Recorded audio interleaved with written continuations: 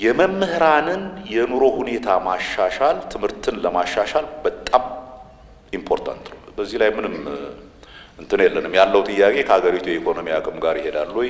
እስከዛስ ምን እናርግ? እንደው በትልቁ ደሞዝ መጨመር ባይቻል እንኳን ምን እናርግ የሚለው ነው። ከዛ ጋር በተያያዘ ነው በትምህርት ሚኒስቴር እና ከዩኒቨርሲቲዎች ጋር በጋራ ሆነን የመምህራን ባንክ እንጀምር ብለን የመምህራን ባንክ ለማቋቋም እንቅስቃሴ የጀመርነው። ተስፋ አደርጋለሁ እስከሚቀጥለው ዓመት ይደርሳል።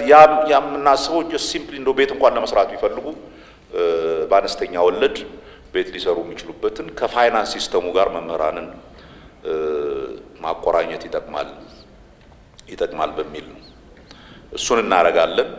ሆፕፉሊ የሀገሪቱ የኢኮኖሚ ሁኔታም እየተሻሻለ ሲሄድ ለመምህራን ቢያንስ መምህራን በአስተማሪነት ደሞዝ ሀብታም አይሆኑም፣ ግን ልጆቻቸውን ማብላት ማስተማር የሚችሉበትን ያህል እንትን እንኳን መስጠት ካልቻል ዜን በዘላቂነት ችግር ውስጥ እንገባለን።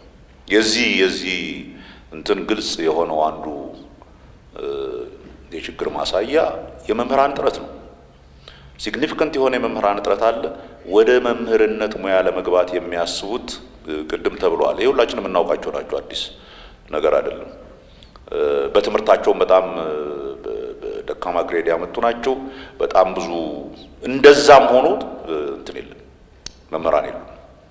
አይ ቲንክ የትምህርት ባለሙያዎች በቅርብ አሰስ ባደረጉት እስከ 100,000 እና ከዛም በላይ መምህራን እጥረት አለብን ኤንድ እየጨመረ የሚሄድ ይሄንን ቢያንስ በአጭር ጊዜ እንዴት እንፈታዋለን የሚል ብዙ ውይይቶች ሲደረጉ ቆይተው ነው አይ ቲንክ አት ዋን ፖይንት ተስፋ የምናደርገው በዚህ ዓመት ከቻልንና ለሚቀጥለው ዓመት ተግባራዊ ማድረግ ከቻል ጥሩ ነው። ካልቻልን ግን ዴፊኒትሊ በ2019 የምንጀምረው የኢትዮጵያ ዩኒቨርሲቲ ሰርቪስ የሚባል ፕሮግራም ልንጀምር ነው። ይሄ ድሮ ዩኒቨርሲቲ ተማሪዎች እንደኔ እድሜ የጠገባችሁ ካላችሁ ታውቁታላችሁ።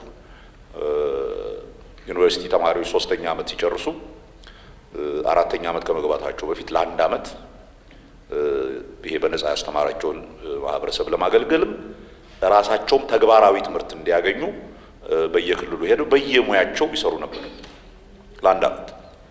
ቤዚኮቻቸውን ብቻ ከፍሎ ከዛ ሲመለሱ 4ኛ ዓመት ይሆናሉ። ብዙ ጥቅም ነበረው። አንደኛ ተመልሰው ዩኒቨርሲቲ ሲገቡ 4ኛ ዓመት የበለጠ በስለው ነው የሚገቡት። ስለ ማህበረሰባቸው የበለጠ አውቀው ነው የሚገቡት።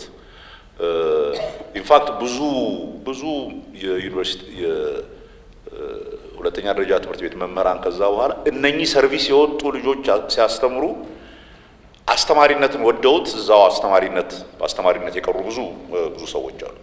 እሱን ፕሮግራም እንጀምራለን ብለናል። እሱ በተወሰነ ጊዜ ያለብንን ችግር ይቀንስልን ይሆናል። ግን ባልናቸው በዚህ በጥናቱም የተነሱ ከዛ በፊትም አይደንቲፋይ ያደረግናቸውን ነገሮች በሙሉ ይዘን የጀመርነው ሲግኒፊካንት የሆነ ኤክስቴንሲቭ የሆነ ስራ አለ። ያንን ስራ እንቀጥላለን።